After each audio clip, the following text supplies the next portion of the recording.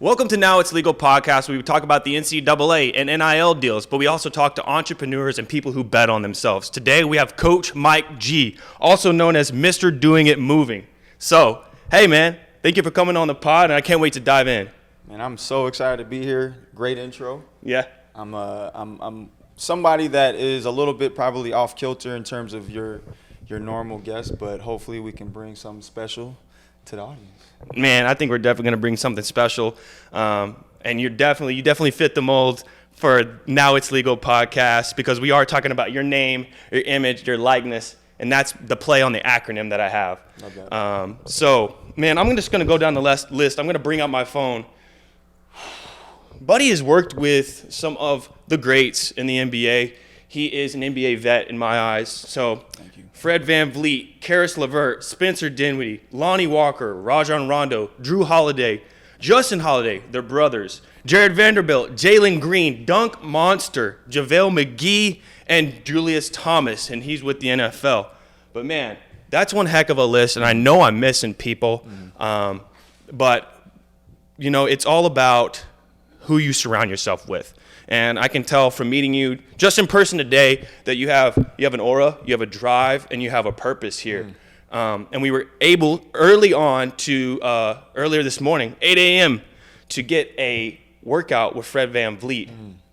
And blessings to you, brother. Thank you for the opportunity for me to see you in action and seeing an NBA All-Star.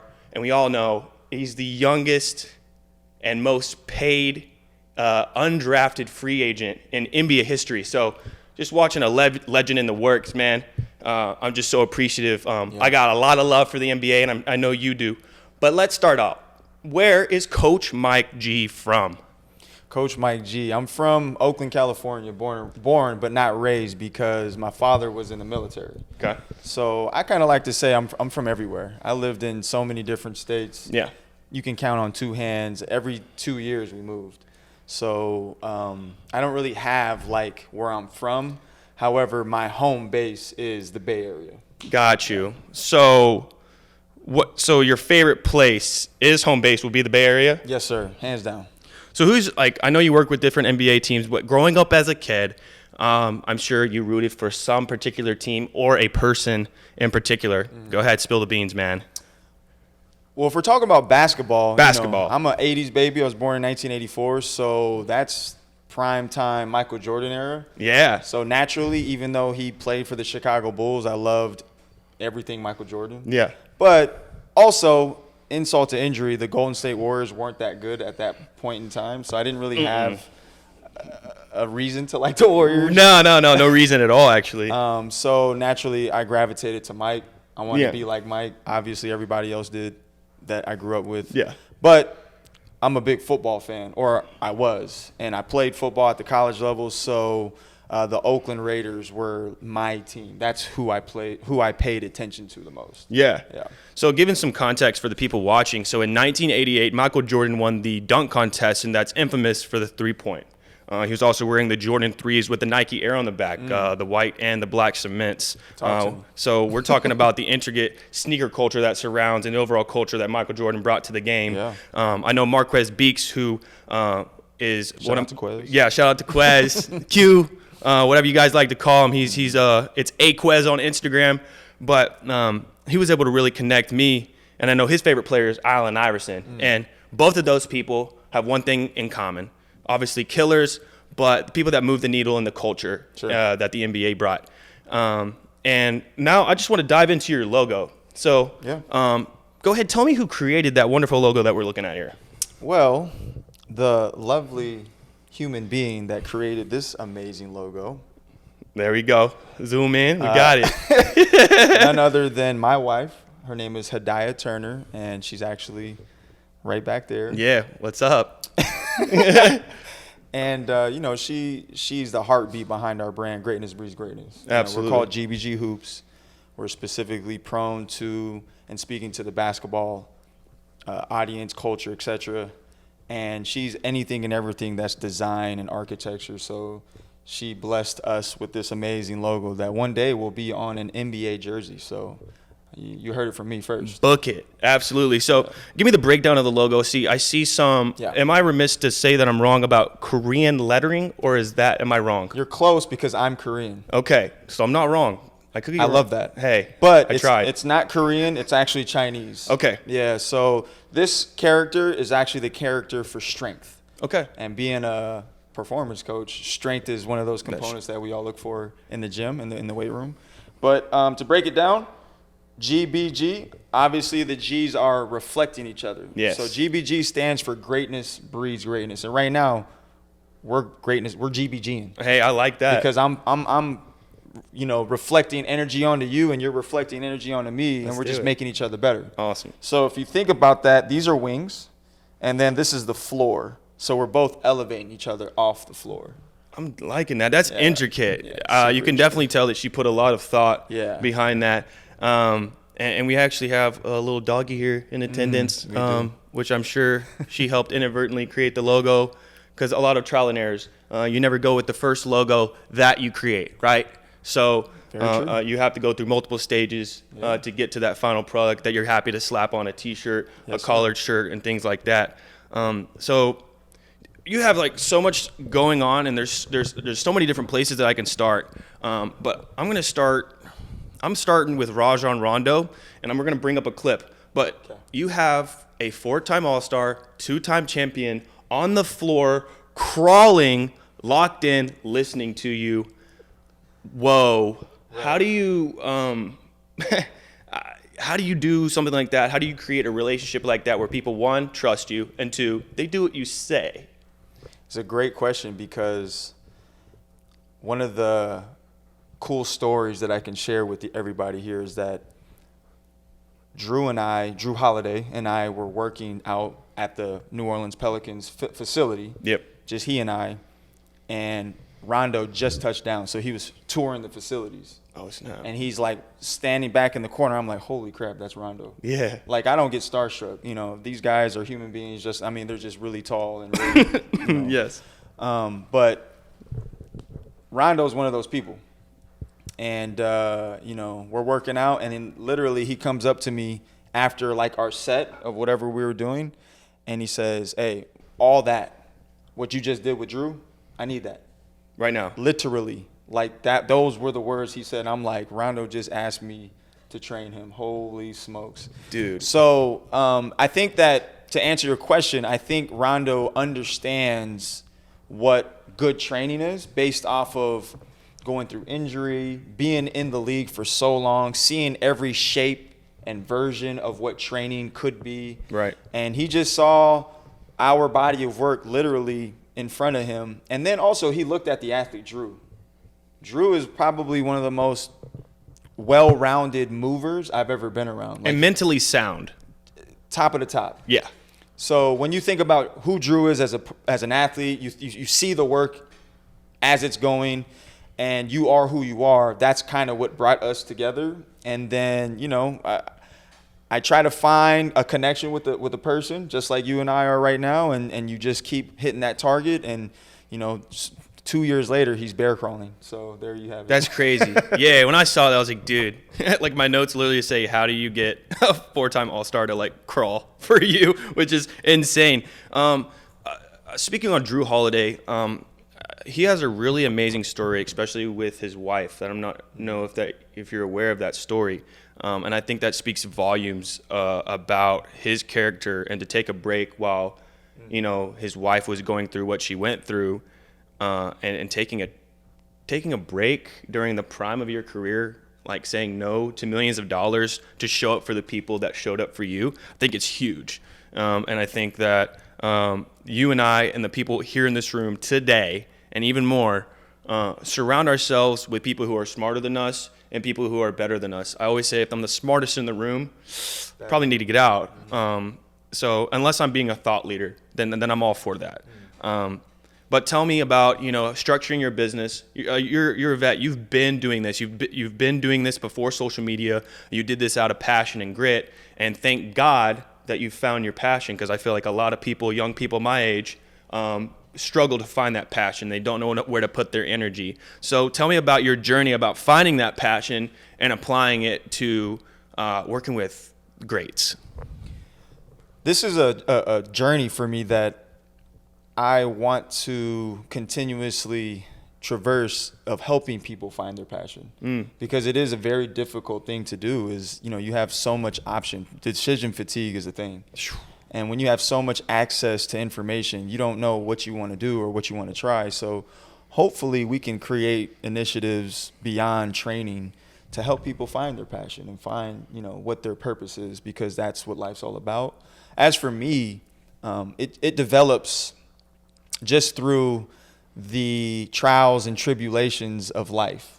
So for instance, what you see is what you get. I'm a 5'8" Korean, not so athletic human that loves a very athletic sport called football. Yeah. So how does that make sense, right? How do I, follow that truth of mine and be the best that I can? Well, you train. You weren't gifted with genetic, exceptional athletic skills, so you have to make up for it in other areas, weightlifting, running, etc. So I fell in love with that process. Yeah. And I was able to get a scholarship. Like, it worked. The hard work paid off. Something California, right?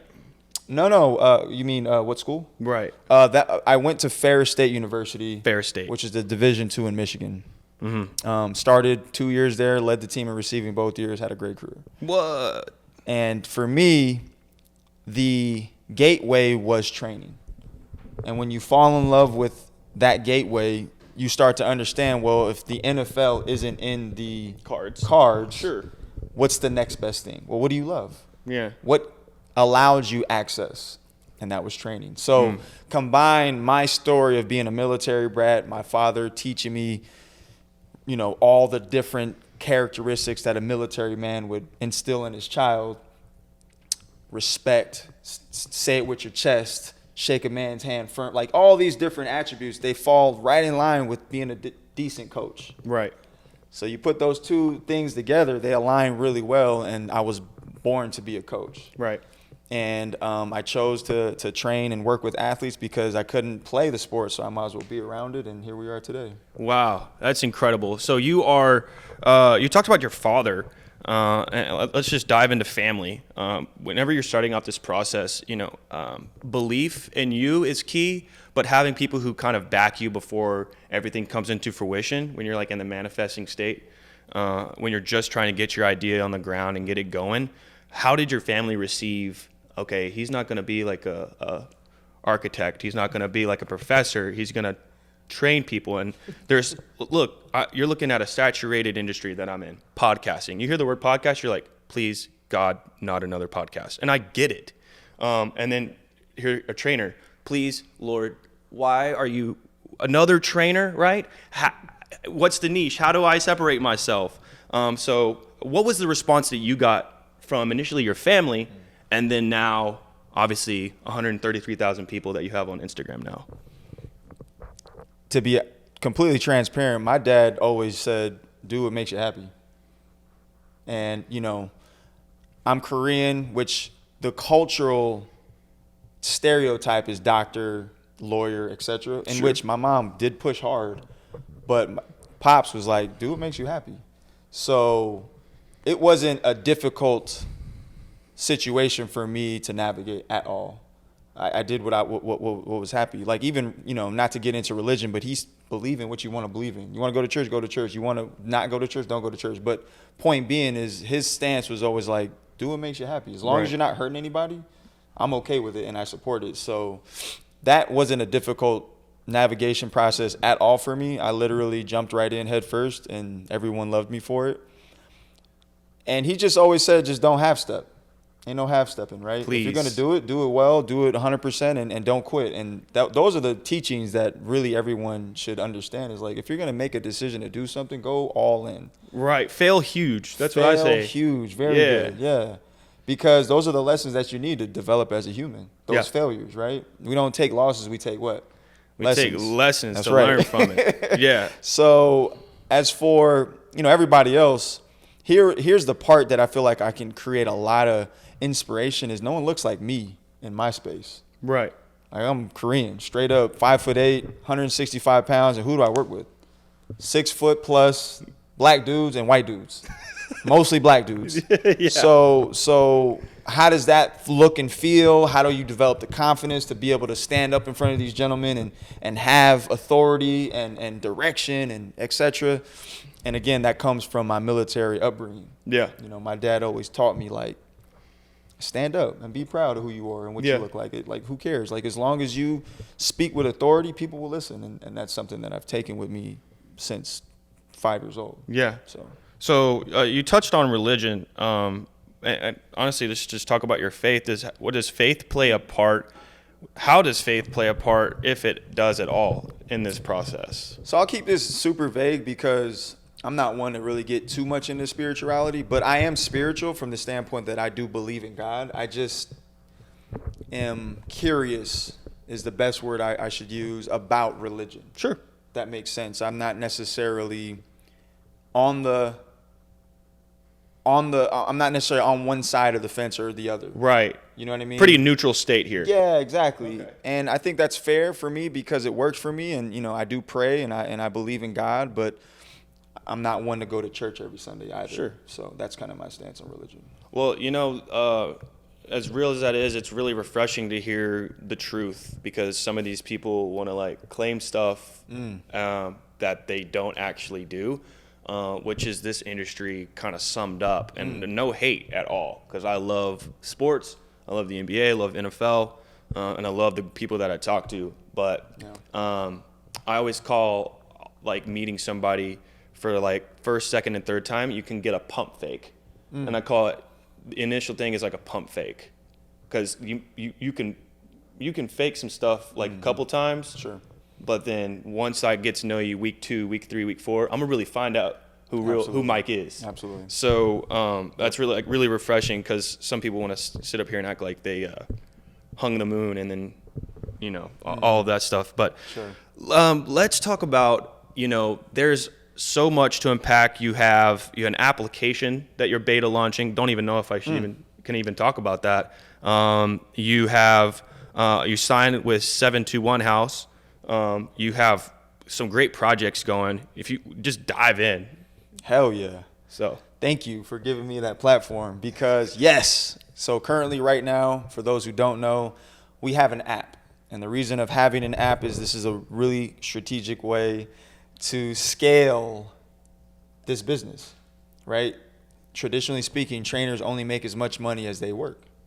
yeah. I mean, that's pretty much 80% of most professions, right? You clock in hours and you get paid for those hours. Well, in 2024, this is not the way to project your future. Yeah. Right? We want to scale business. We want to figure out ways to make money when we're asleep, right? So Hopefully. Facts. So that's exactly what GBG Hoops is. It's an app that allows people to have access to our content every single day, anywhere around the world.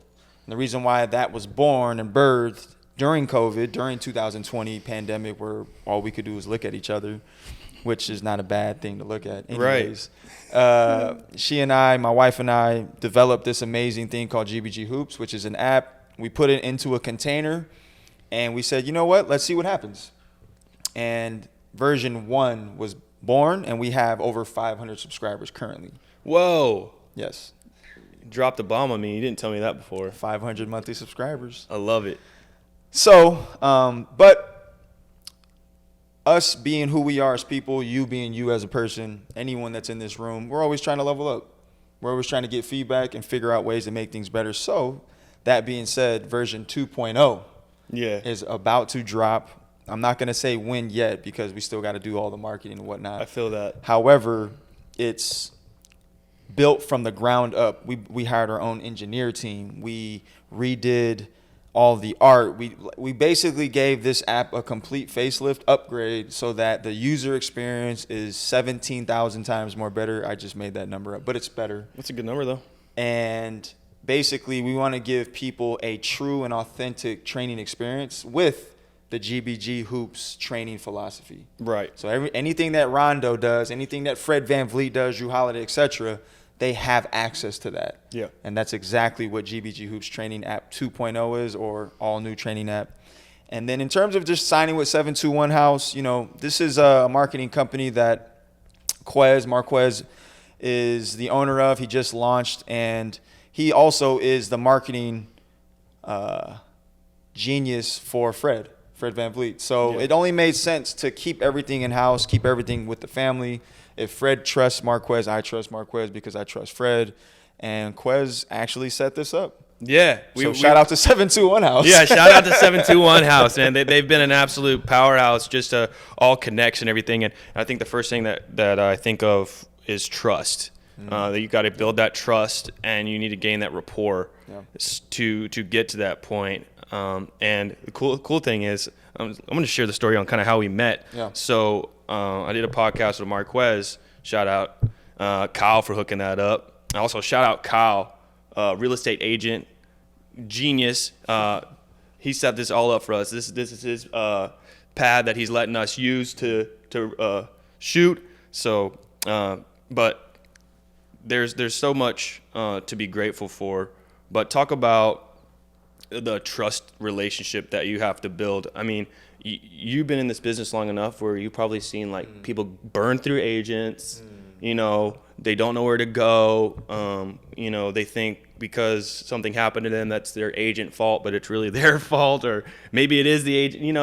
I just want to really dive into this industry because I think you can be a real light in the industry where there sometimes can be darkness. Trust is everything. I'm a big believer in going with your gut. So listening to your gut is a big part of how I decide to work with people, which isn't the most scientific way to go about things because I've been burned by my gut, but also I've not listened to my gut and got burned.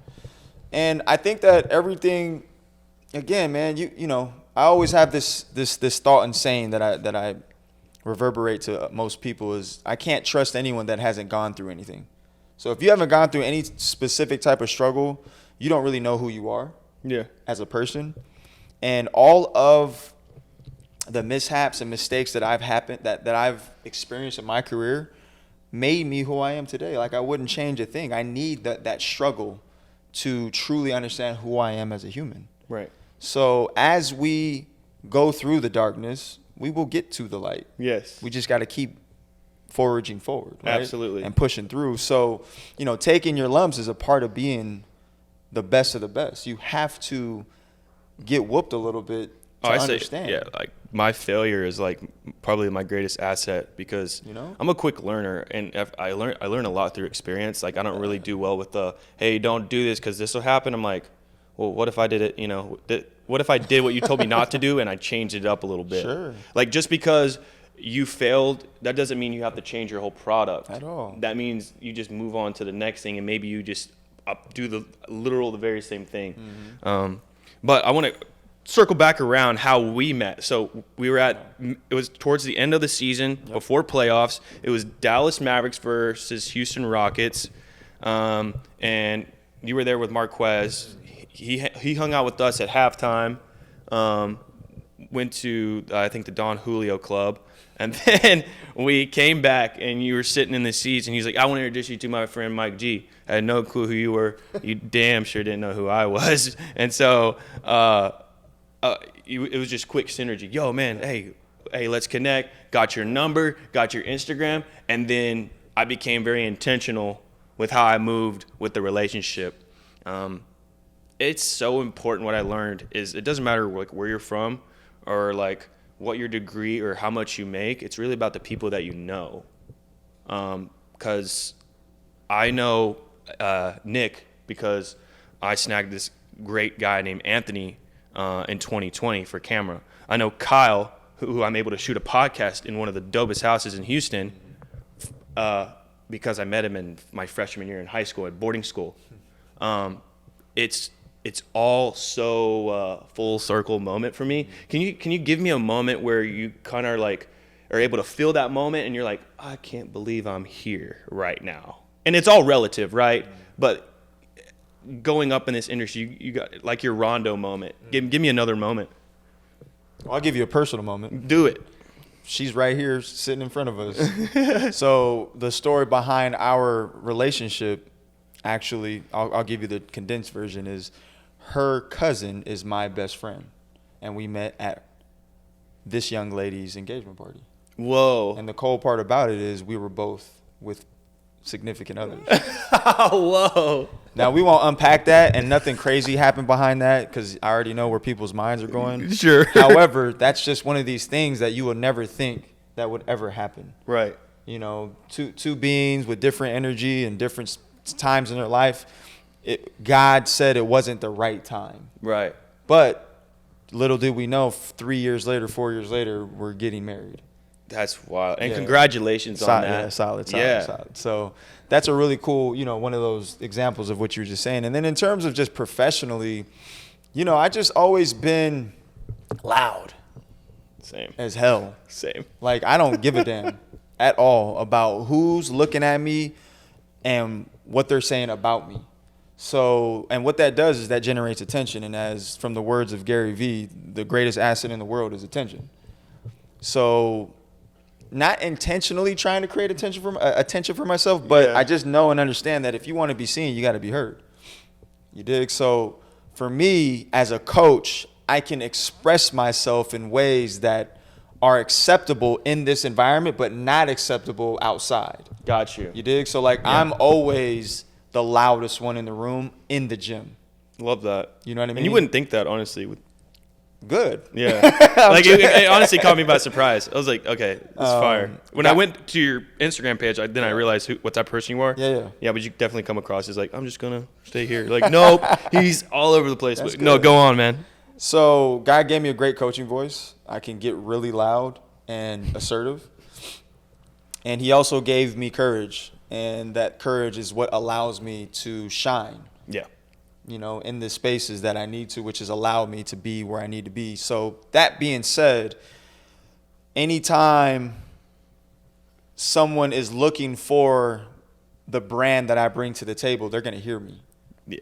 And that's the timing that I create for myself. Yeah. See what I'm saying? Absolutely. So I just think that when you recognize and understand and realize your talents, push play on that thing as much as possible. And that's exactly what I've done. Man, I feel like I think like you're preaching to me too, because I kind of like just went for it, and I get to Gotta talk go to for like it. Coach Mike G. So, I always think about, would the young version of me like this guy? Would he like me? Like, would the young version like the older Grayson? And would he be like super stoked about who he was? And I can like confidently say, look in the mirror and be like, absolutely.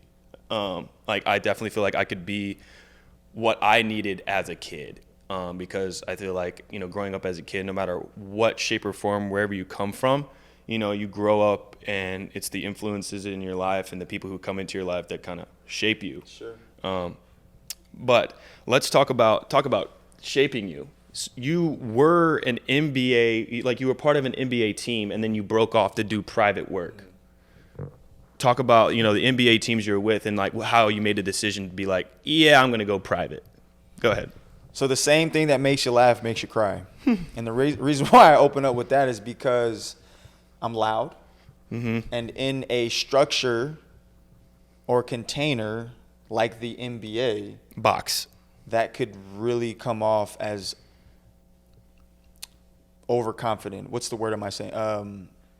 Overconfident, cocky. Cocky. Yeah. Gotcha. Yeah. Which I'm not.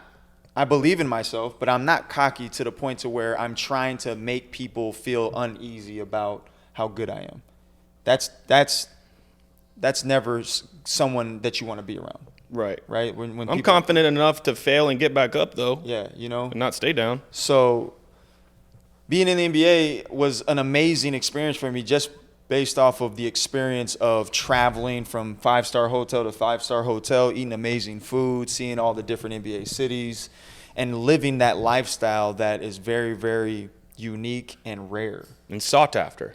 People want to live your life. What? Yeah. This everyone asks me, how do you get to the NBA? How do you get, this is the number one job that young strength coaches want to vet for. But the thing about it is they don't understand, the amount of time that is needed to commit to a job like that, which is one of the main reasons of why I left that arena, was because I want to be married and have kids and be there for my family. I never understood outside of players, because players, they're playing, they make a lot of money to play. But I never understood like why coaches are 80 years old, 70 years old, still coaching. Yeah. And you missed your entire family's everything. Yeah. I'm talking first games, graduations, like because you're traveling with the team. And that for me is just one of these things that doesn't make sense to my mind. I want to be present for all the major events of my future kid. Absolutely. You see what I'm saying? Absolutely. I want to be present for all the major events for my wife's career. So that was a big part of why I left the NBA. But truthfully, Grayson, is like I am loud. And I want people the wrong way or what? Yeah, just, people are who, what's the great saying? Don't allow my confidence to magnify your insecurities. Holla. See what I'm saying? So, like, if you are insecure or you're on cruise control, you're not going to like a person like me. Yeah. Because I am extremely confident. I'm hyperactive. Yeah. I'm super involved, too. Super involved. I'm hands-on. I want to make people better. Yeah. And if you're just chilling, checking a box, you're going to look crazy. And I feel like that's kind of what happened with me in the NBA, and all the players gravitated towards me. So what does that feel like to someone that's already there? See what I'm saying? I see what you're saying. There's a territorial thing, and I'm just like, bro, I just want to make people better. I don't really care about none of that. Yeah. I'm not here to take your job. I'm not here to flex. I'm not here to build anything except these players' bodies and minds. Yeah. So that was taken the wrong way. So once I started to feel that type of energy, I knew that that wasn't the right space for me. And what'd you just say? Bet on yourself. And you can't grow the way you want to in the NBA. You can't. You're in a box, like you said. Yeah, you got to stay that way. You got to stay that way. So in order for me to truly realize my max potential, I need to get out of that space, bet on myself, bet on my wife, and now you see the logo. Yeah. What NBA teams did you work for? I've only worked for the New Orleans Pelicans for 2 years. Yeah. That was it. What years? Years, yeah. 16, 17, 18, 18, 19. Yeah. No, 16, 17. So you got Anthony Davis? Yes, sir. I trained with him. And DeMarcus Cousins? Yes, No. sir. Did not train with him, but I do know him Yeah. very well.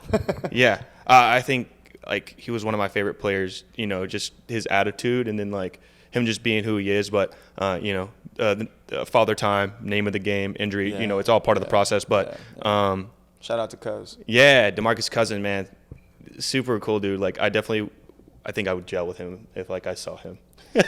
He's let me see. Great guy to have on your side, but get out of his way if he's not. That's what I want to say about him. Yeah, like you want him on your team. You need him on your team because if he's not, oof. Yeah, he's bad going to luck cause for hell. you. Yeah. But nah, Cuz and I definitely, I think we liked each other. Yeah. Yeah. I definitely liked him, but you never know. Yeah. So that Pelican team, before like the blockbuster trade to send Anthony Davis to the Lakers with Lonzo Ball going to Bulls, Brandon Ingram, and Julius Randle was a part of that trade, but you were gone by then. No, You were there. I worked with Julius too. Yep. Man, love Shout out to Julius. Juice. Love Yeah. Juice. Yeah, so we just did a podcast with Preston Trout, and he was a part of the Texas Titans team, which is Kenny Trout's son. Got it. So that's a full circle right there, and we all know how baller Julius is. What did you learn the most? Like, what did you take away being inside NBA locker rooms and training rooms? Because you really get to see the ups and downs of a season. Well, personally, I took a lot away from how I developed this training menu for the app. Because one of the things that I realize a lot about the NBA is that these guys are different human beings each day they walk into the training space. Right. So you might have Julius Randle walk in and his big toe might hurt one day, and then the next day his right hip flexor might hurt, and then the next day his back hurts, and then the next. So point being is you can't have this rigid cookie cutter program. No way. For that person, you need to be able to adapt and be agile with how you prescribe movement and exercise to these people because they're so different. Yeah, individual and holistic approach. Fact. So that actually, those thought processes and how I handled working with those situations influenced how I designed these training programs for our app. So it's like almost like a pick your poison or pick your method of what you need per how you wake up that day, which is built into the app. You can literally change the migration of your training journey based off of how you feel each day. Got you. And we just felt like that was a really good model because we have a lot of pros that use our app. So that being said, it was an extremely influential experience for me to be in an NBA locker room based off of that alone. Now, from a psychosocial standpoint, just understanding human beings in the NBA. That part. That is invaluable from the standpoint of how I took that learning experience and migrated it into my personal or my private business. Mm-hmm. Every athlete is different. Every athlete comes from different shapes, sizes, and backgrounds. Age demographic is so huge in terms of a 19, 20-year-old to, a savvy vet like a Drew Holiday who's 33, about to be 34. So taking all that into consideration, that speaking English is not the key to success. Speaking English to an athlete's background, where they came from, what school they went to, what type of music they like, what are their interests outside of basketball, is what allows you to gravitate and cultivate true trust. Right. And when you can identify with someone that way, you're going to get them to comply. And compliance is the number one thing that you need from an athlete to follow what you are saying. Right. For them to be like, okay, I'm buying into this. You see what I'm saying? Yeah. So understanding that social piece and emotional intelligence and the soft skills of coaching is extremely important. And that's a huge component of what I've learned from being in an NBA locker room.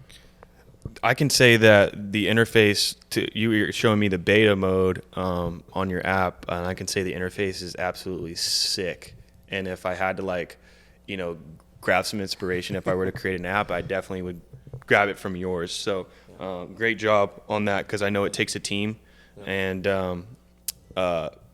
it's important that you let people do their jobs and what they're good at, right? Because how is my time best spent? Like, you could probably learn how to code a website, but that's not your best time spent. Like, I could probably learn how to work cameras, work with the memory card, lights, setup, all that. But is my time worth that? I would say probably heck no, because I got so much to do and so much. I'm doing healthcare as well. I still do that. But back on track, your experience in the NBA, whenever you're with those players, you really become family. Who was the funniest person in the New Orleans Pelicans, just naturally? The funniest person that always probably made me laugh would have to be, I don't even know why this is even a thought, Tony Allen. Tony Allen? Tony Allen, if anybody remembers him, yes, one of the best defensive players ever to grace the court. Kobe, rest in peace, Mamba, Black Mamba. Kobe said he was the most difficult matchup he's ever had. Yeah. Was Tony Allen. Played for the Celtics, Memphis, and then we got him late in his career. But this man is one of the most funniest, genuinely funny people that I've ever met in my life. I have a saying that I always tell my wife, and I say it in his voice. He always used to be like, "Mike G, don't look down, look around." And I say that shit to this day. And Hadiah just shakes her head and rolls her eyes. What are you, a 57-year-old black man from Chicago? Tony Allen is the one that gave me that phrase, but just hella funny, great leader. Great leader, he was kind of in the end of his career when we got him, so sure, he was that role of locker room presence, huge locker room presence, and would grab me in random times and be like, Mike G, my tripod, and a tripod is basically speaking to the heel, first med head, second med head on the bottom of the foot. Right. And because I taught him that, he's like, "Look at my tripod, Mike G." Look, and he's standing in a single leg and he's stance. yeah. And it'd be 5 minutes before the game, and he, "Mike G, am I doing it right?" And I'm just like, "Bro, you got it." Yes, you got. But Tony Allen, man, shout out to TA. Yeah, you spoke on the Mamba. So you came to the Pelicans 16-17, right? Correct. Yep. So that's Kobe Bryant's retirement year. Yeah. Was it? I'm not super keen on Kobe's career. I was an MJ guy, so Yeah. forgive me. I won't forgive you, but you're Fair enough. were you able to watch Kobe? Were you able to watch Kobe's, go into the league? Were you able to go to a game or anything like that? You know what's crazy? Another story. I gave away the tickets to his last Lakers game. Dude. I gave those tickets away. And what he dropped, 60 something? I gave 60 points. Yeah, I gave those away. I had tickets to that game. Yeah. And the reason why I bring that up is because that would have been the only opportunity I've ever gotten in my life to watch him live. I never got to see him live. Yeah. Oh, dude, I hate you more. That's crazy. But it wasn't. I'm a huge Kobe fan, obviously. I can see that. Yeah, but it wasn't off some I don't care. No, I had stuff to do. Like it was a schedule conflict. But contextually, some people would never put anything above that, right? But for me, I had something else to do. I was like, yo. Sure. Yeah, nah. Yeah. You'll never let me live that down, and no one else should really ever. But that is kind of the view of how I responded to Kobe's greatness. I wasn't a huge Kobe fan. I'm the same way with LeBron. So, see, I feel differently. I feel like LeBron is number 2. Yeah. Like longevity 2. And overall stats and triple doubles and playoffs, and I get it, but 5 rings, I don't know. It's okay. Fair. But hey, we're already touching on the NBA subject. Can you give me, and I know you have some personal ties, but please give me your top 5 or your starting 5 roster all time, and then we'll go current roster. All time. 1, 2, 3, 4, 5. Steph at the 1, MJ at the 2, Penny Hardaway at the 3. Yep. 3. Okay. Number 4 is gonna have to be Bill Russell, and then Shaq at the 5. Yeah. Okay. You got a Laker in there. I can deal with that. Yeah. He's cold. Wait, why you not from LA? No. See, my uncle brainwashed me as a kid, and the Dallas Mavericks were hot garbanzo. They were horrible. Man. Yeah. I'm sorry. If Dirk would have won more, he should have won more than one ring. Dirk, one of the best power forwards, fade away. I think Dirk's career is exactly what it was supposed to be. I think it could have been more. I think Mark Cuban could have brought in some more assets, and maybe you could have possibly kept Steve Nash. That would have helped. Yeah. But hey, definitely not my team. I didn't. But I need to hear your top 5 though. All time? All time. Yeah, for sure. Okay, Kobe at the 2. Number 1 is, I want to say Steph, but I'm not gonna. Let's go. Okay, my 5 is Shaq, so I'm doing this Kobe Shaq action. This might be all Lakers now. At the man, I should already know this. Yeah, you asked me. Yeah. I don't ever get asked questions. To be honest with you, bro. Okay, I got Steph at the 1, Kobe at the 2, at 3 guard. Let's go. I'm gonna get shat on for this. Man, I don't even know. 3. Who are some 3s, guys? Somebody help me. Who are some really good 3s? I'm tripping. LeBron. I'm not picking LeBron. Oh my God. You didn't even pick LeBron. You picked Penny. I have justification. I have justification of why I didn't pick LeBron. Okay, me neither. No, I do have justification. But you didn't pick him, no? No, but I have justification of why I didn't pick him. Oh. Because you got Steph and MJ, they're ball dominant dudes. You got Magic Johnson on steroids with LeBron, though. I feel. Yeah, but let Penny just be, a playmaker and let him, kind of get in where he fit in. Okay, Steph, Kobe, LeBron, Kevin Garnett, and Shaq. KG, I like KG. Yeah, man. Do you remember when Julius Randle stood up to KG and started yelling at him? Yes, I do. And he was like a rookie. He was a sophomore because he broke his leg first year. But facts. Yeah, but he was a sophomore. Yep. Yeah, that's when I knew. I was like, I think Julius probably can rip a max contract soon or late enough. I feel bad. Hey, shout out to Julius because I worked with him too. But feel bad that he's not a part of that team. Well, I mean, The part of playoff team, but run. He's not like playing. Yeah. You know what I mean? Like, that shoulder. Yeah, but. Yeah, and Maxi Better days Kleba ahead, is brother. out with the same thing for the Dallas Mavericks, a separated stage 3 shoulder. But, Yeah. okay, So top 5 now. current roster. Okay, Freddie V, number I knew 1, obviously. 2 guard, we're gonna have to go with Ant-Man. He's nasty. I'm Bro, a believer. I'm a believer. Because at first, you know, and hopefully, you know, because I know people that are really close to him. So hopefully I don't get, you know, too ripped for this. But at first, I was just like, yeah, I like him. He's talented, but like he just takes really bad shots. But like those bad shots are going in now. So Yeah. Ant-Man at the 2. Michael Jordan's son is what I call him.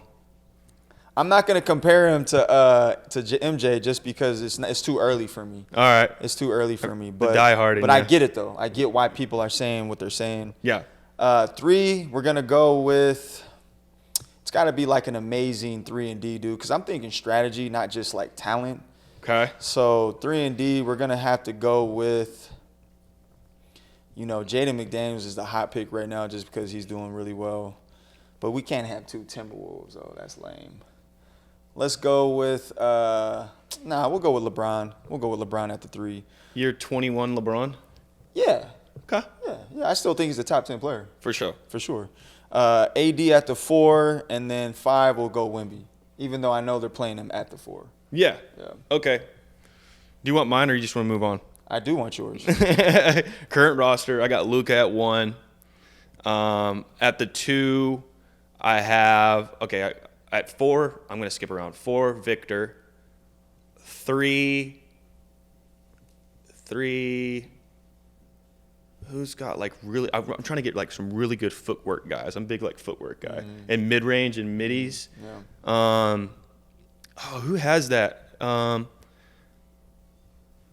roster. Okay, 4 Kevin Durant. KD. Can we play Kevin Durant at power forward? Yes, absolutely. We can play him at the 4. And then my 3 is man. I'm gonna go.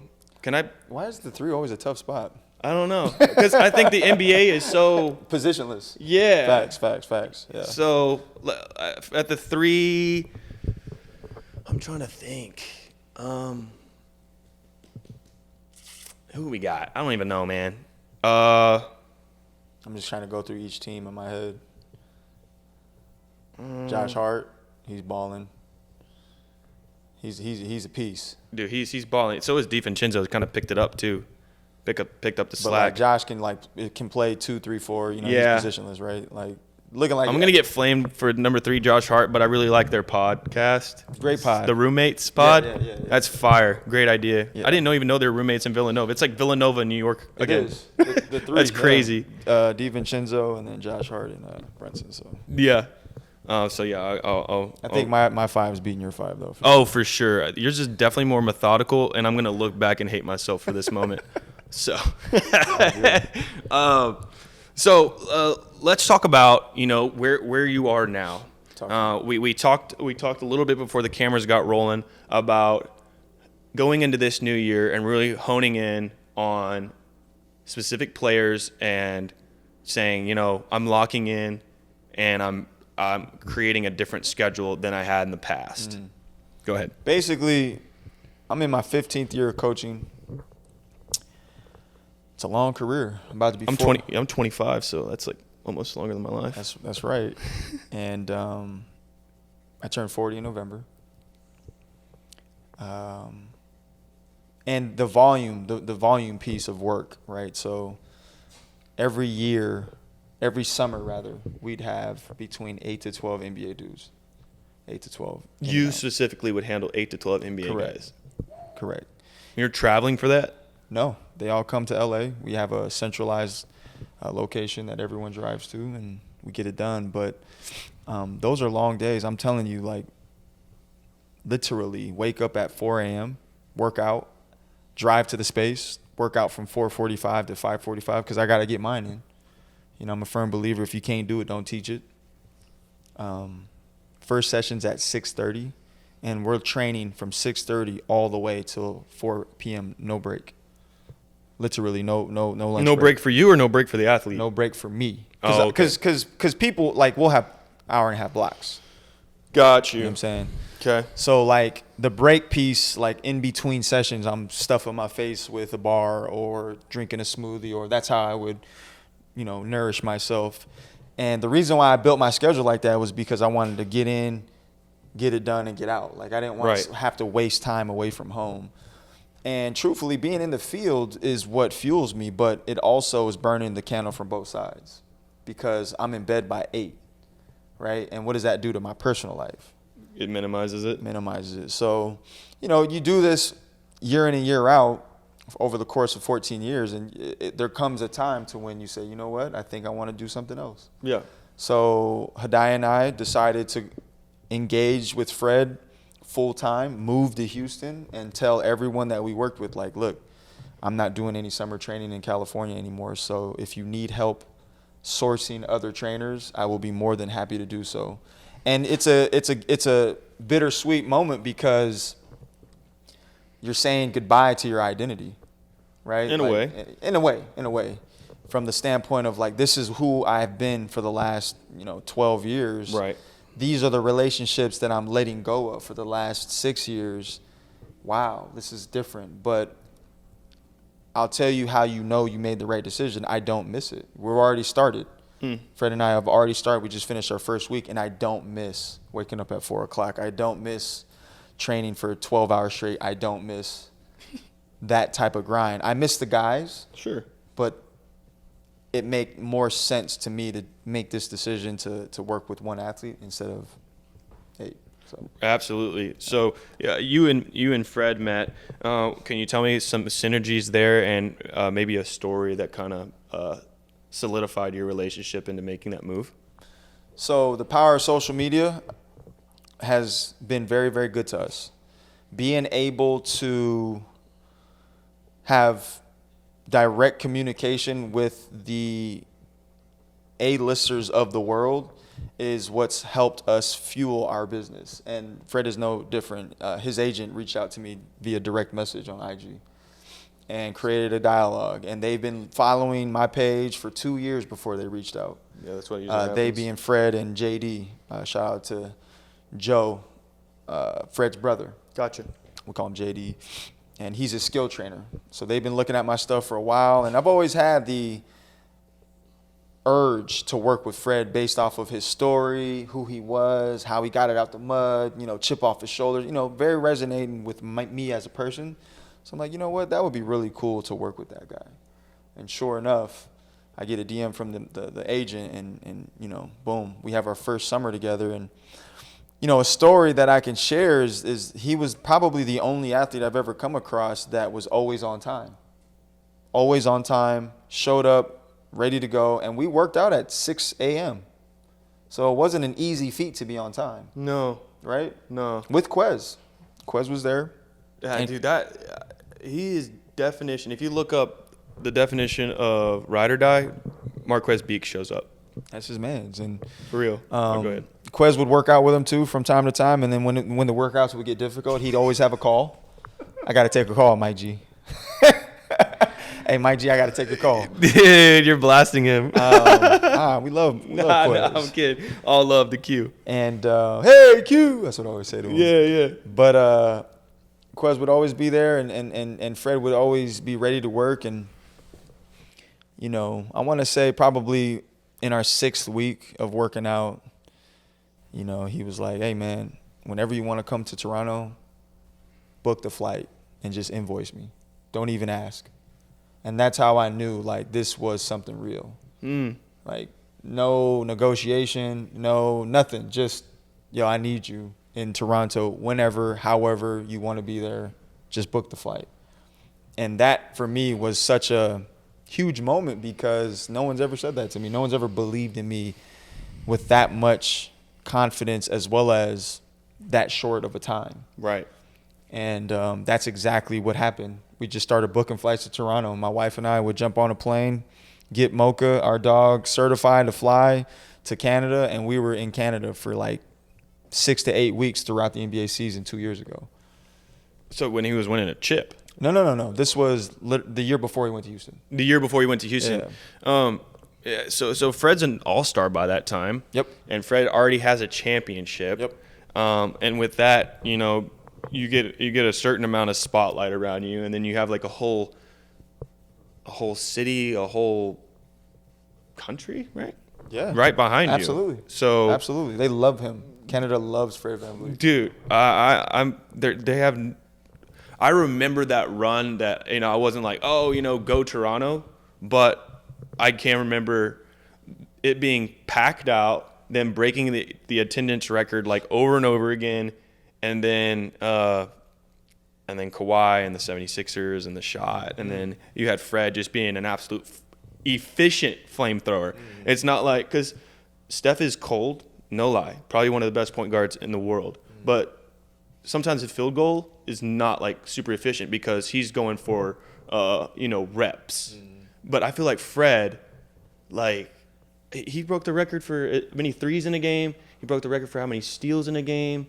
And he's doing all this with, like, he's not like 6'8". You know what I mean? So I think it's like you have to be very methodical and very high IQ working with a smaller height, because some guys are like, well, I'm just gonna shoot over him. Fred doesn't have that luxury.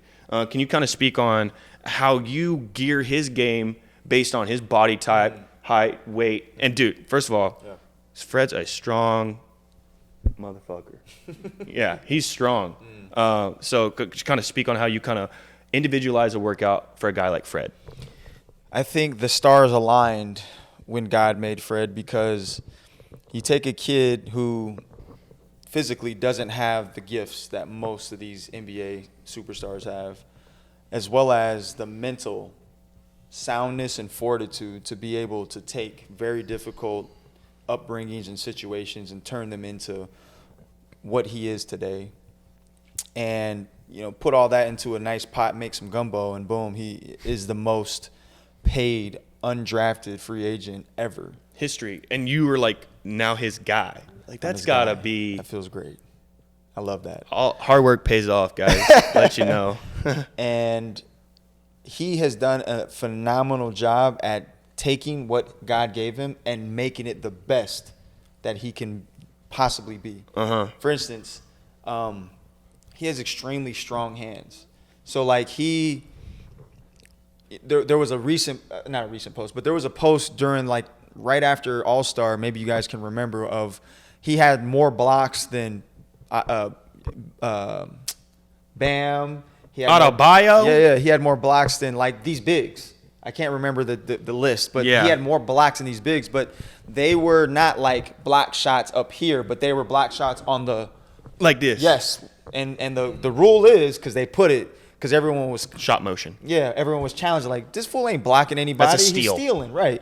And, like, they put the rule, like, when the player's engaging in the shot motion and you strip it, that's a block. So he has this uncanny ability to block shots by instinct, strong ass hands, and always being in the right place at the right time. He's great at space. He's great at understanding where he's at, just really good court awareness. And I think that he has maximized that, and we're just continuing ways to challenge that to make it better. But when you look at athletes and you try to figure out ways to break down them as a mover and then figure out weaknesses and make them better, there's a lot of things on the table that he can be better at. And all that means is he's going to be that much better as a point guard, as a court general, as a leader on the court, because we're not even scratching the surface of his athletic potential, in my opinion. What? Exactly. That's crazy. I think that he has a lot of room to grow physically as an athlete at the age of 30. Actually, as I look at camera, the age of maximum athletic potential is like 31, 32. So we're not even there yet. Yeah. He just turned 30 this year. So, having the right mindset, as well as direction, as well as opportunity and resource to do the training, is what we're on right now. Yeah. And I think you're going to see a huge step physically this upcoming season. 2025. Because we have opportunity, direction, and mindset. I'm loving that. So it's the structure. It's where, you know, you're tying everything together, and like you said, there's no cookie cutter. And I love that because there's no cookie cutter approach to creating relationships. There's no cookie cutter approach to having a podcast. There's structure. There's a solid foundation, but I'm going to be the same person no matter what. And that's burned me, but it's also created a lot of golden nuggets in my life. So talk about, you know, the consistency. Having a 15-year career, I know people who can't hold a job for longer than a year, or they jump around every 4 to 5 years, which is fine. I'm not a hater, but to lock in on a job and lock in on a mission and feel, you know, like you're destined to do it, how do you stick and stay in it for so long? There's a Japanese term called ikigai. Ikigai. And there's actually a book that's entitled Ikigai. I don't know the author, but go search Ikigai. And basically what that means is purpose. And I found my Ikigai.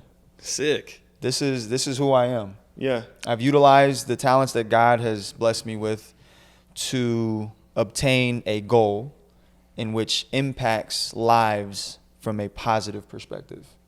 So I'm taking my talents and I'm gifting them to people to do better. Now, as of right now, I'm not helping the demographic that I feel like I'm destined to help, Sure. which is later. But I'm utilizing this opportunity to sharpen my tools and skill set so that when my opportunity truly comes, I'm ready for it. So yes, I'm helping the NBA athletes obtain more millions of dollars. Drew Holiday has had $300 million contracts. And I can honestly say I contributed to that. I will say that confidently. And he would too, I think. However, this isn't my life purpose to do that for that demographic. Right. I love what I do. Sure. But I really think that God has put me on this planet to help individuals that have less of an opportunity. I love that. That have the cards stacked up against them, that aren't seen as much. And those are the people, mainly kids, that I wish to make a true difference with. But right now, my arena is the NBA, and I will maximize that arena to help me get to where I want to be in the foreseeable future. So you're on Now It's Legal podcast, Mike G. And I want to know, why choose Now It's Legal podcast? Why come on the podcast, man? Brand is everything. And the more association, the more visibility, the more opportunity to create said visibility is very beneficial for your brand. And we have a brand called GBG Hoops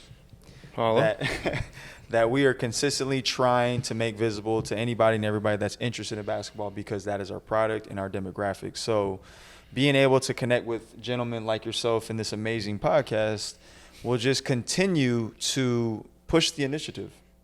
We want to be known as the best basketball training app on the planet, hands down.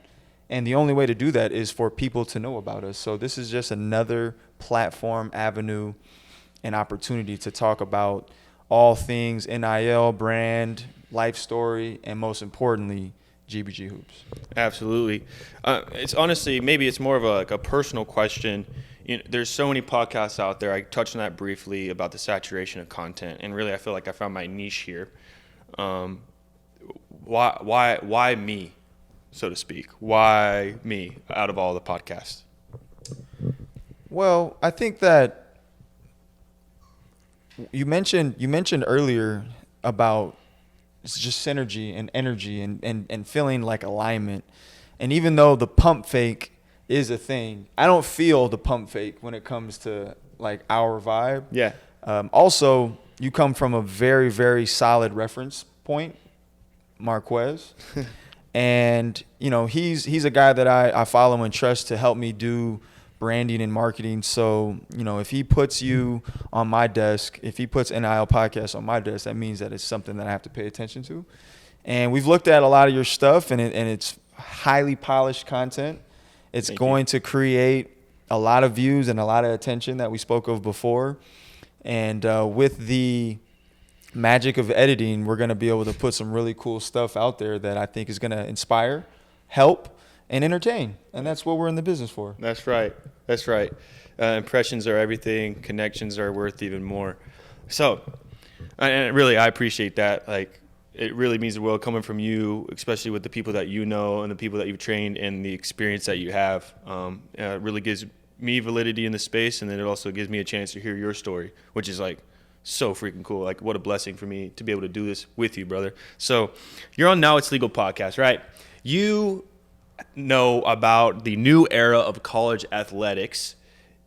How do we feel about college athletes being able to get paid and get endorsed? We have all these numbers flying around, but we don't necessarily know how that even happened. It's a gift and a curse for me. Personally, I was born a little too early to experience the gifts of NIL in the college space. However, I think that it's a gift because these athletes should be able to capitalize on their brand. These athletes should be able to be paid for their jersey sales, their video game likeness, etc., because these universities are for damn sure are. And it doesn't feel good to me that these,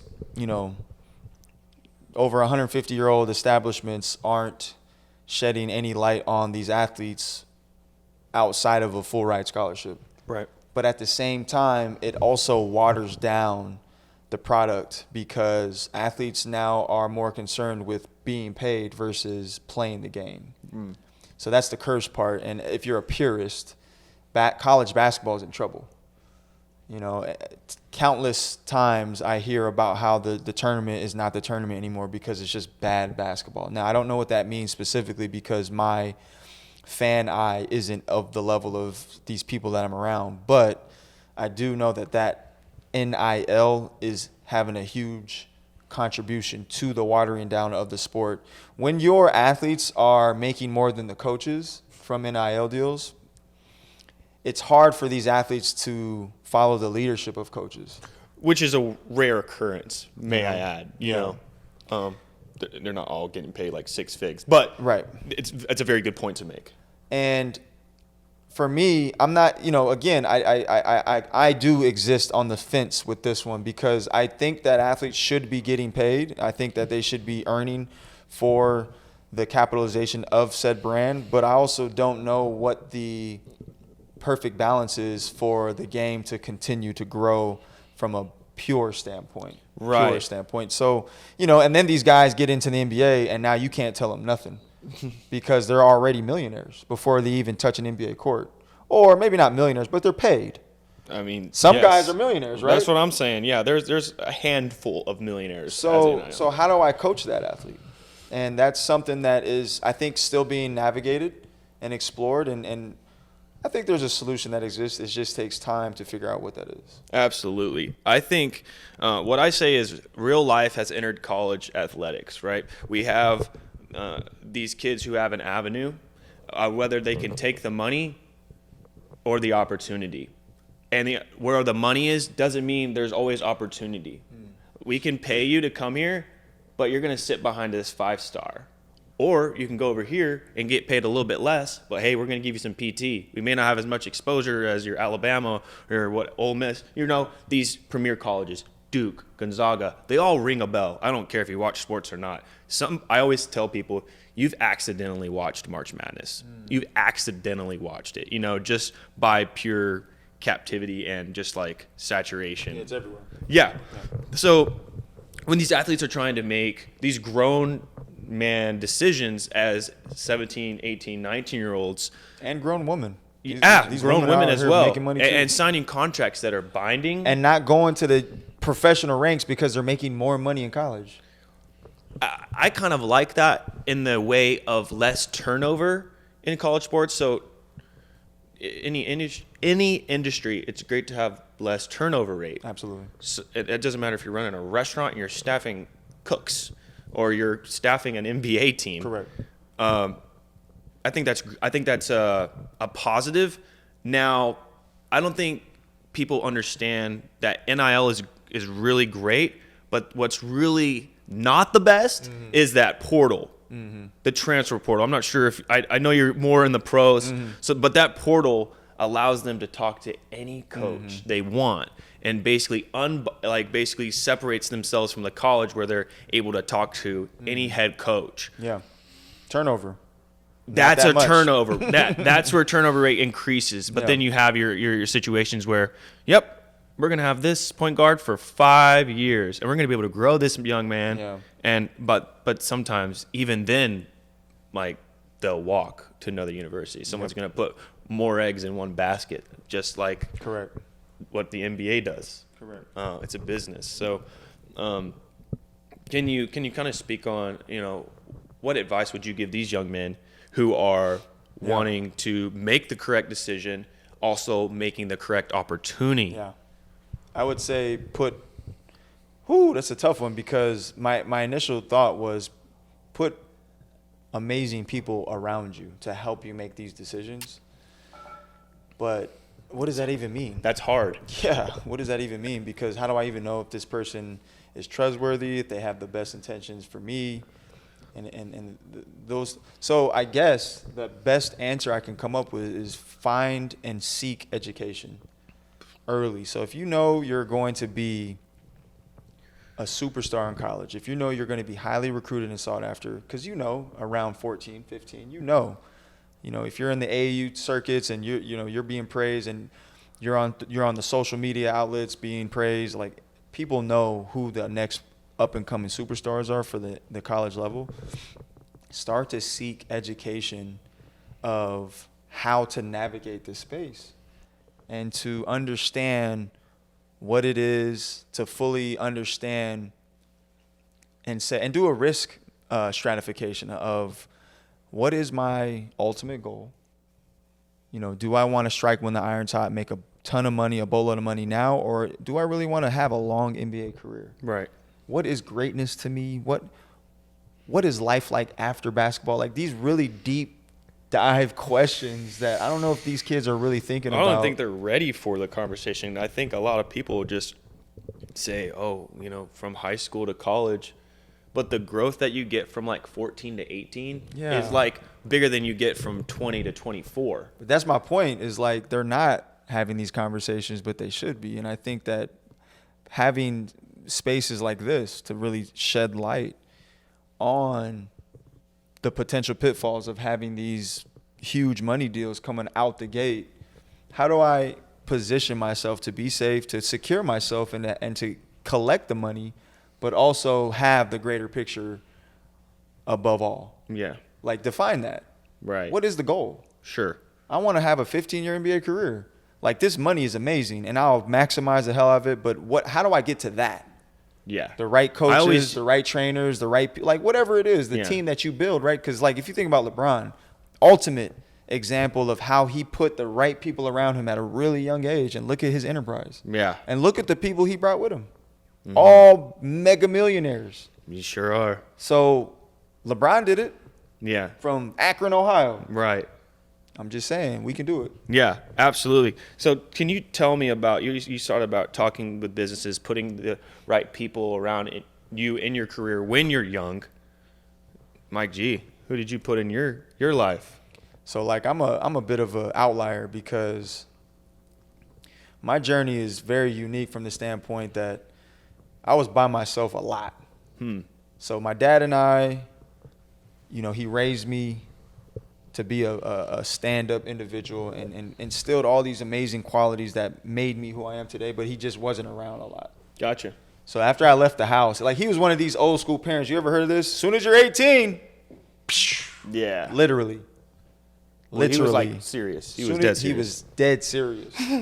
So I was on my own trying to figure it out a lot. And, not to say I was completely by myself, but, like, my grandmothers were instrumental in my success. But from a standpoint of, like, a mentor to follow and to lean on or to protect me, I kind of just chose my teammates. Right. My team is what held me up. Gotcha. All Sports. the football teams that I was on, exactly, were the people that really allow me to grow and to become who I am today, because they were around the most. See what I'm saying? My Got mother it. and I developed a relationship later in life. Gotcha. So my story is a bit different, but I love where I'm at right now in life. So I think that it happened the way it was supposed to. Absolutely, man. However, to speak on full circle what we were talking about, these kids, trying to build the right team and the right community and tribe around them is extremely important. And, had I done that, who knows where I'd be to this point. But I do believe that this is a very important component for these young people to understand how to make the better moves. Absolutely. So that begs the question, can you tell me what jobs you did earlier on in your career to then steer you? Now you're the guy for Fred VanVleet. I mean, that's a huge jump, and that's a lot of time to go in. But what's the first job that you got that surrounded I love this training? question. I love this question because people need to understand that if you are in the business of training, first of all, you have to love it. Second of all, you have to understand that you will not be rich being a trainer. If you think that you're going to make lots of money training, think again. There are opportunities to make a lot of money in the training space, but this is not one of these things where you say, you know what, I'm going to be a plastic surgeon because they make a lot of money. Right. You got They school. do. They do. But you got to earn that shit, right? Yeah. So that for me was an intern career. I spent 3 years unpaid. Wow. 3 years unpaid developing my skill set as a coach. Volunteering my time for free to learn. Where at? In LA. Multiple Like gyms? Yeah, performance gyms. Performance gyms. Yeah, so basically imagine like an example of what? Yeah, like imagine like a gym that specializes in NFL combine prep. Sure. Or NBA combine prep. Yeah. I would go volunteer my time for free to spend time at these facilities to learn the business, to learn coaching, to learn everything for free. And when you mention that to people today, they look at you like you're weird as hell, like you're funny. Yeah. Like you want me to do what? For free? For free? Yeah. And that's the problem with the generation that we have in front of us today is that no one really wants to invest time without some sort of monetary payoff. Something. I need something in my hand. And I even had that experience with myself hiring trainers. I need you to come intern for 6 months. Wait, for free? Yes. So you can learn my training philosophy. Yeah. You have to get it out the mud. Like, what do I know about you? What type of struggle how do you handle? Are you going to show up? Are you going to show up on time? Yeah. How do you handle adversity? Right. Right? So, like, being able to show people calculated struggle is extremely important because we need to figure out who they are. So, for me, volunteering for these gyms to be put in positions purposeful discomfort, being uncomfortable on purpose. That's the problem. We live in a cushy world. Yeah, everything's great. Rainbows, sunshine, Everything. butterflies. If you hot, you put the AC on. If you cold, you put the heater on. You see what I'm saying? Like, Comfortable. If you're hungry, you what? Eat. What though? Uber Eats. Yeah, It comes exactly. right to your door. Yeah. You see what I'm saying? Got you. So what are we doing to put ourselves in uncomfortable positions on purpose? And again, man, if you really want to figure out who you are as a person, you have to have this by design. So that was a part of my upbringing as a coach is like, I'm going to go invest my time for free to go learn this business because this is what I want to do.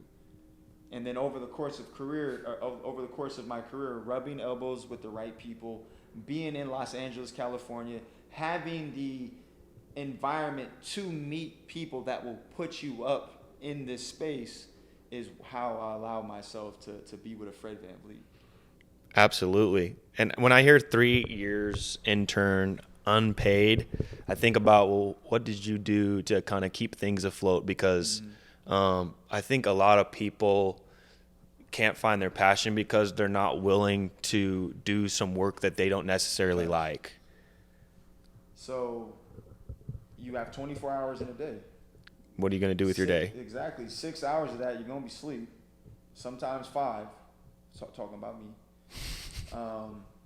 3 to 4 hours that you're eating or, doing hygiene stuff. Right.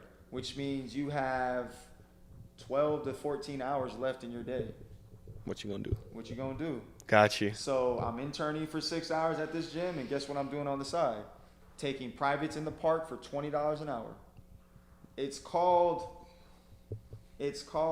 hustle. You either have it or you don't. And we can teach that. We just have to figure out an engaging way to teach that to these young people who kind of lack this hustle because things are so easy, comfortable, Right. accessible. Right. And that's the problem today, I feel like, with young people, is that learn how to hustle. I like it. You drove 4 hours to film this podcast. Yeah, I'll do it again too. Hustle. Yeah. See what I'm saying? So, like, how do you find that? Where do you get it from? And things of that nature. Yeah. No, I appreciate you pointing that out because I'm in a very early stage of like my career and where this is all gonna go, and I want to look back and be like, I turned over every rock. Like I didn't miss an opportunity. Obviously, I can't take up every opportunity like you gave up going to Kobe's last game, but I wanna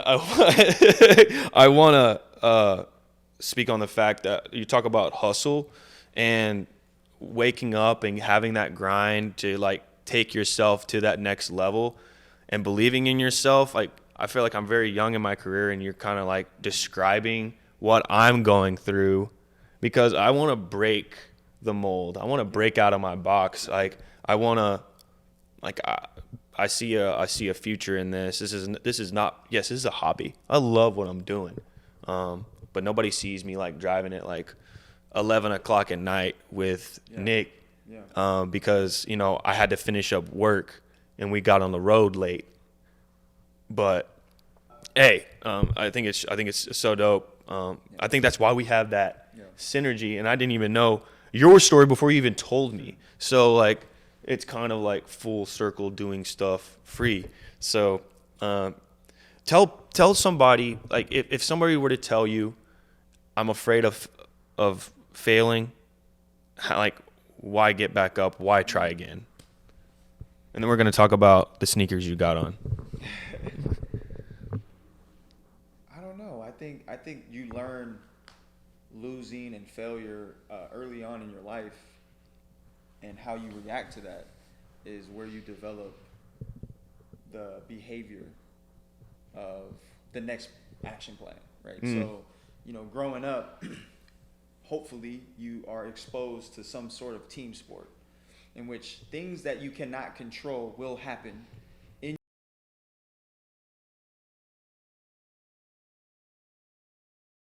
Right.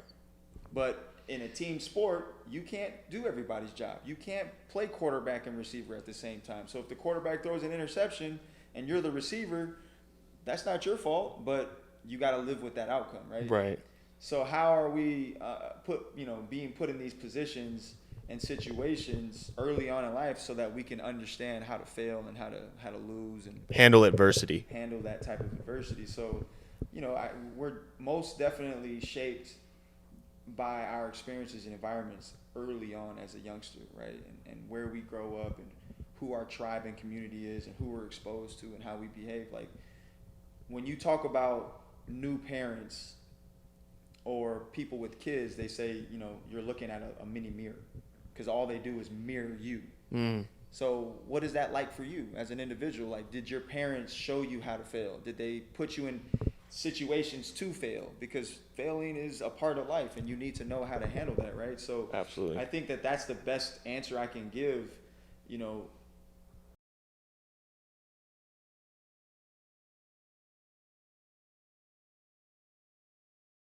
struggle is a part of everybody's life. Yeah. It's just created in different styles, right? Yeah, it's like how you respond. Right. How do I respond to like Facts. chugging along in this life? You know what I mean? And I'm not saying that everyone needs to grow up poor or in a bad neighborhood or anything of that sort, but you experience downfall. You experience negativity, and how you handle that determines how you handle struggle as an adult or as a college kid or a high school kid and what have you. So, being able to experience that is extremely important. And this isn't a podcast about parenting, but I think that that's where a lot of that comes from. Yep. And that's why team sports are such an amazing avenue to teach these life skills, because it's uncontrollable. Like, you have to figure out ways to deal with that. Right. And that's where I learned it. Like, Yeah, your wins, your losses, literally. Literally.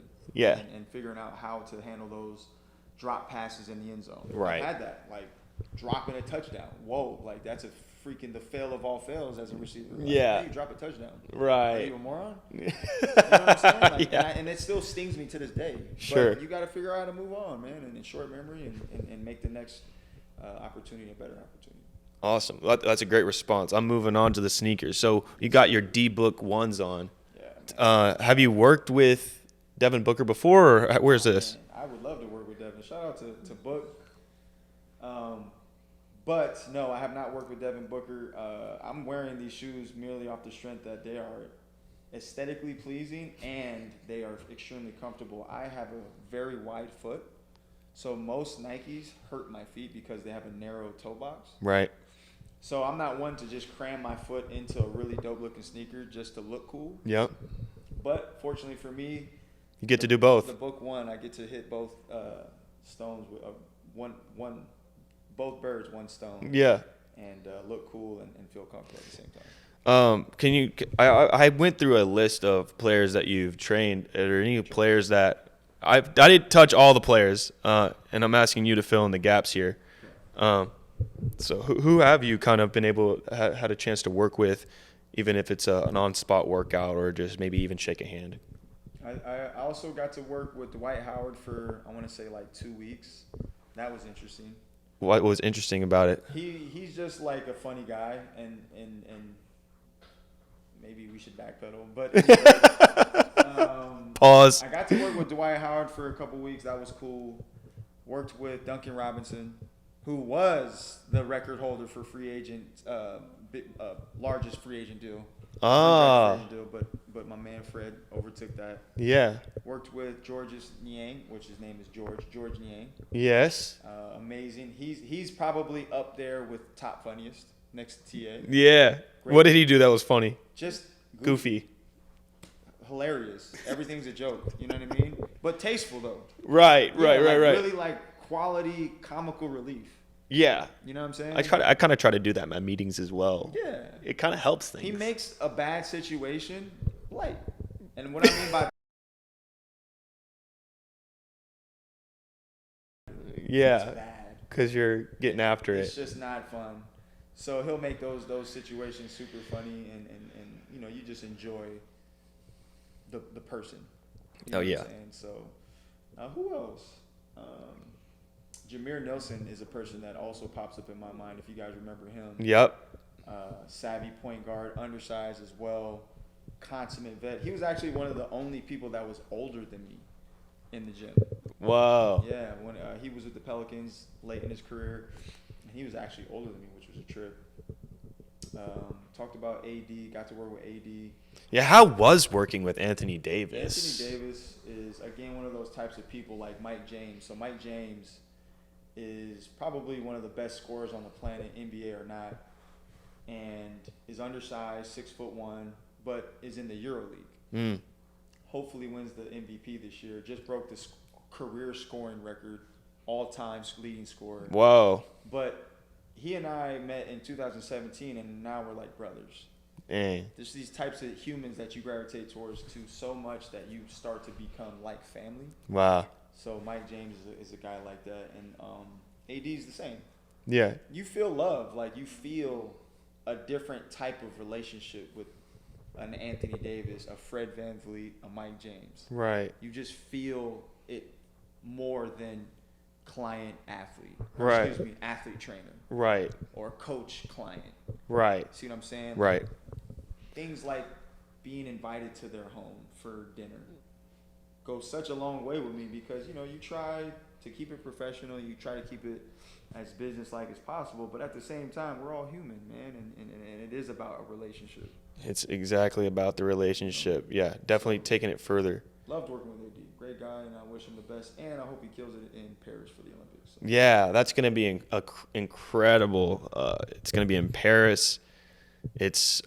Are they playing? I don't remember their first game, but I know all the players are signing up for it. All the players are coming back. So that's really good to see. Yeah. You played football for 2 years, yes? Well, I played football since I was 4th grade.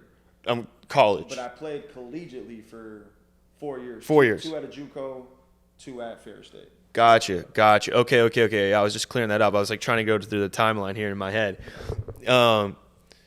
So let me know. You have a whole crowd watching. What you got going on? Any plugs that you want? And just kind of how you're feeling, man. Well, anytime I get an opportunity to talk about our company, GBG Hoops is a great thing for us. We are dropping an all-new training app for basketball athletes, which is designed to improve athletic performance as well as reduce injury, all within a mobile device in your back pocket. So you're able to train with us 24/7 anywhere where you have a Wi-Fi signal. And that app is going to be coming out real soon, hot off the presses. It's going to be around $30 a month. It's a subscription base, and we're going to be putting new programs into the app every month. So you're going to have a countless library of programs to choose from. You could even create your own programs with our extensive exercise library.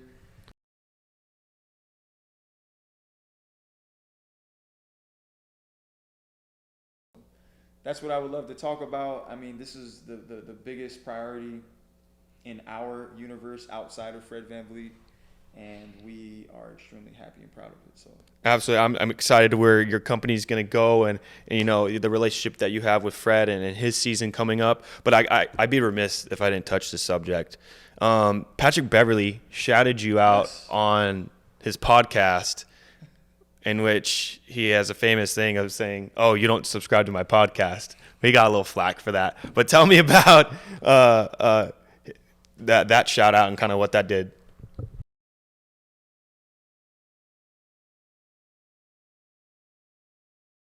To eat off that little soundbite, Spencer Dinwiddie was a guest on his podcast, and they actually did the liberty of saying, "Hey man, who's this workout guy that you?" I look at his stuff on Instagram, and really shined light on us as a brand and company. And that has done amazing things. Like I said, being able to be showcased and broadcast on such a huge platform for the people that we're trying to talk to, basketball people. Yeah, Funnel, right? Like, that is such an amazing opportunity. So I'm super, super thankful to be a part of that. But most importantly, to be in Spencer Dinwiddie's universe. Because, again, Spencer, another individual that has treated us like family, has trusted us with his rehab from an ACL injury to continuing his performance training all the way up until now. Better days ahead. He didn't really get a PT. Yeah, an opportunity and with the Lakers like I thought he should have. That's me personally. But the guy's an amazing basketball player, and he'll get an opportunity. Absolutely. So that, for me, just speaks volumes of, the relationship, right?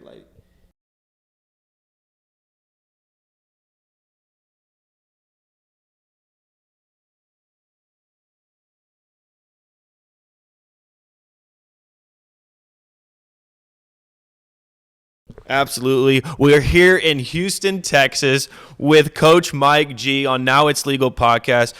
Brother, I can't thank you enough for coming on, sharing your story, and really just telling everybody what you got going on and what you did to get all the way to this point. Now It's Legal podcast, name, image, likeness, Coach Mike G. Thank you. Greatness breeds greatness. Hey, let's do it. Greatness breeds greatness.